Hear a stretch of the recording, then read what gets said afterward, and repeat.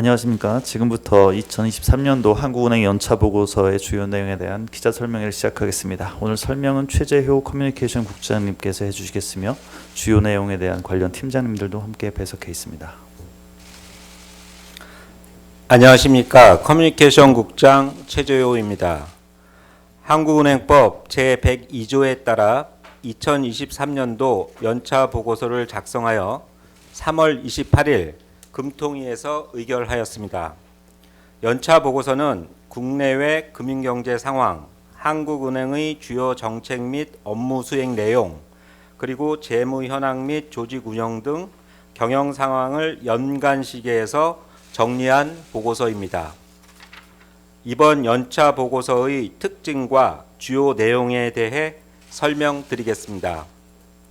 우선 2023년 중 국내외 금융경제 상황과 그에 따른 한국은행의 정책 대응을 제시하고 글로벌 정책 논의의 적극적 참여, 대외 커뮤니케이션 및 사회적 책임 강화 등 한국은행의 주요 성과를 충실히 반영하였습니다. 경영 인프라 측면에서는 본부 재입주, AI 등 최신 기술을 활용한 업무 효율성 제고 등을 중심으로 수록하였습니다. 또한 가독성과 시각적 효과를 제고하기 위하여 사진, 인포그래픽을 비롯한 그래픽 요소를 확대하였습니다. 아울러 한국은행의 외화자산 운영 내역과 2023 회계연도 결산 결과는 배포해드린 기자설명회 참고 자료에 수록되어 있습니다. 이상으로 이번 연차 보고서에 대한 설명을 마치겠습니다. 연차 보고서 내용이 한국은행 업무 전반에 걸쳐 광범위하므로 질의 내용에 따라 각 지필 부서의 답변을 드리도록 하겠습니다.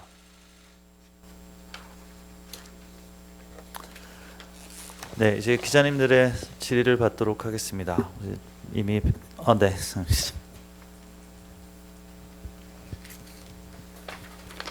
네, 아주경제 서민지 기자입니다. 작년 당기 순이익이 1조 3,622억 원으로 나왔는데 지난해 알려주신 종전 2014년보다 더 낮은 수치로 보여요. 그래서 얼마 만에 최저 데이터인지 부탁드리고요. 그리고 당기 순이익 하락 이후로 유가증권 이자는 증가한 반면 외환 매매이익과 유가증권 매매이익이 감소했다, 이렇게 말씀 주셨는데 여기에 대한 구체적인 설명도 부탁드립니다. 감사합니다. 네, 예산회계팀장 이덕배입니다. 질문에 답변 드리기 전에 일단 한국은행의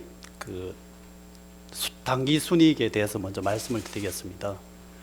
한국은행의 당기 순이익은 한국은행이 수행하는 통화신용 정책의 결과로 나타나는 내용입니다. 그렇기 때문에 영리를 목적으로 하는 일반 기업과는 다른 점을 좀 말씀을 드리고 싶습니다. 그래서 세부적으로 말씀드리면 저희 한국은행은 자산과 부채가 일반 기업과 많이 다릅니다. 자산 사이드를 보면 일단 외화 부채 같은 외화 자산이 주로 구성이 되어 있습니다. 원화 부채 쪽은 통화안정증권 같은 원화 부채로 주로 구성이 되어 있습니다. 그렇기 때문에 한국은행의 당기 순이익은 국내의 금리 수준이라든지 환율 변동 등에 크게 영향을 받습니다. 그래서 제가 이제 2023년도 상황을 이렇게 둘러보면 일단 금리는 꾸준히 좀 상승하는 모습을 보였고요. 환율의 경우에는 2022년에 좀 보다는 변동폭이 많이 줄어든 모습으로 나타났습니다. 이러한 모습이 저희 당기 순이익에 나타났습니다. 그러면 먼저 금리 측면에서 살펴보면 2023년 중에 국내의 금리가 상승하다 보니까 한국은행이 보유하고 있는 외화 채권의 가격이 많이 하락하게 되었습니다. 이에 따라서 외환 매매이익이 감소하는 모습으로 나타났습니다. 그다음 아울러서 금리의 영향을 받는 게 또 있는데요. 저희가 이제 외화 채권을 들고 있다 보니까 채권에 따른 이자가 발생합니다. 그런데 금리가 상승하다 보니까 유가증권 이자가 증가했습니다. 그리고 저희가 또 원화 사이드로 보면 통화안정정권을 발행했기 때문에 국내 금리 상승에 따라서 통화안정정권 이자 나라는 비용이 증가한 측면이 있습니다.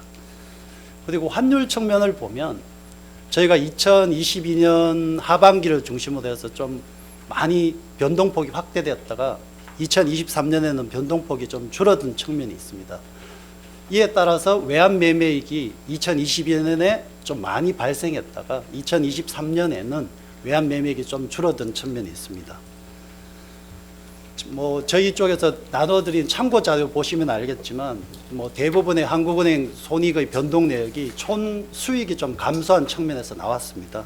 그래서 일단 보시면 유가증권 이자는 조금 뭐 증가했지만 에도 불구하고 외환 매매익과 유가증권 매매익이 크게 줄면서 전체적으로 감소된 모습을 보였습니다.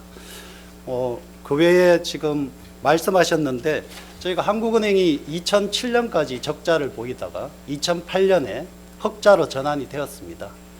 2008년 흑자 전환 이후로 금년이 가장 낮은 수준임을 말씀드리겠습니다. 네, 이상으로 답변을 마치겠습니다. 네. 네, 다음 질문 받겠습니다.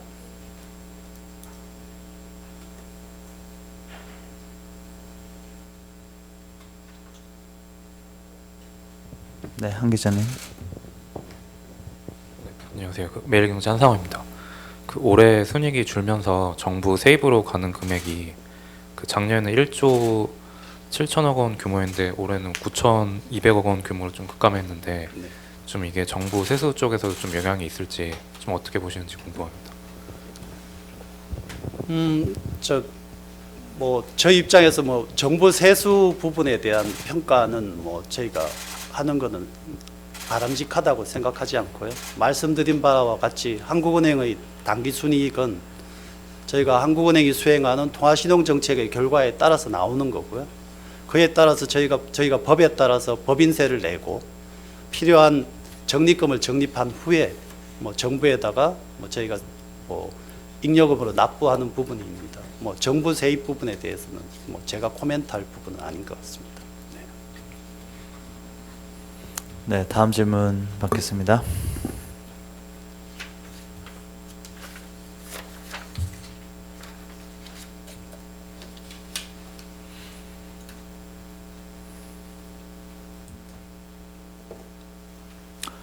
네, 추가로 질문 없으신가요? 네, 하 기자님. 네, 안녕하세요. 이데일리 한상열 기자입니다. 아까 전에 2008년 흑자 전환 이후로 단기 순이익이 가장 낮다고 말씀해 주셨는데 2008년에 3조가 좀 넘었던 걸로 제가 봐서 네. 2007년에 적자 규모가 좀 어느 정도였는지 정확히 좀 말씀해 주시면 네, 감사하겠습니다. 2007년 적자가 4,447억 원 적자가 났습니다.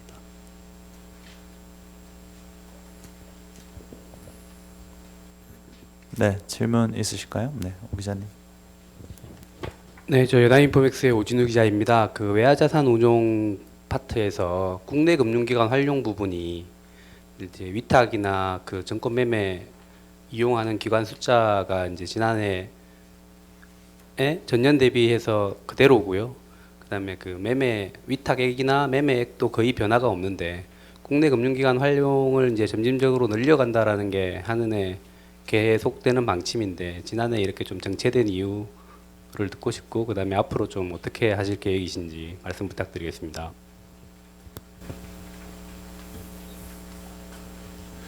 예, 안녕하십니까. 외자운용원의 운용기획팀 최현호 팀장이라고 합니다.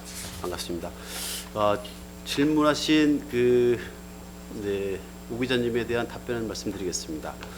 우선 저희들 연차보고서 내용 중에 외화 채권 매매 거래와 주식 채권에 대한 위탁 운용 부분으로 나누어서 수치를 설명드리고 있는데 우선 외화 채권 매매 거래에 대해서 말씀드리자면은 지난해 2022년에 약 38.4억 달러 정도의 매매 거래를 실시를 했고 2023년 작년에는 39.8억 달러 약간 소폭 늘어난 수준의 거래를 보이기도 했습니다. 작년 2023년은 2022년에 비해서는 어느 정도 시장 불확실성이라든가 불안정성이 다소 줄어들긴 했지만 전반적으로 SBB 사태라든가 미국 정책 금리에 대한 변화 그리고 또 뭐 지정학적 리스크를 감안했을 때 저희들이 외자 운용을 조금 약간 신중하게 하려는 기조가 있었습니다. 그 와중에 대체적으로 매매 거래들이 이제 줄어든 영향이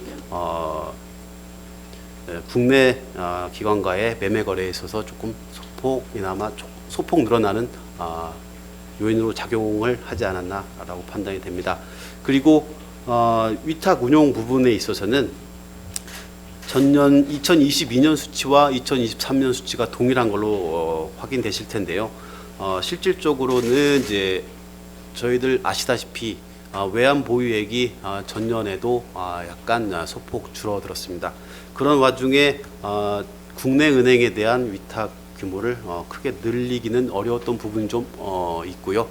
그렇다 하더라도 이제 과도기적인 상황으로 보고 중장기적으로는 국내 자산 운용사에 대한 위탁 부분을 꾸준히 늘려나가는 방향으로 할 방침입니다.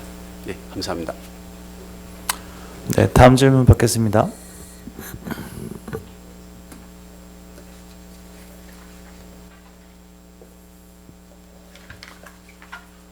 네, 추가로 질문하실 기자님 안 계신가요?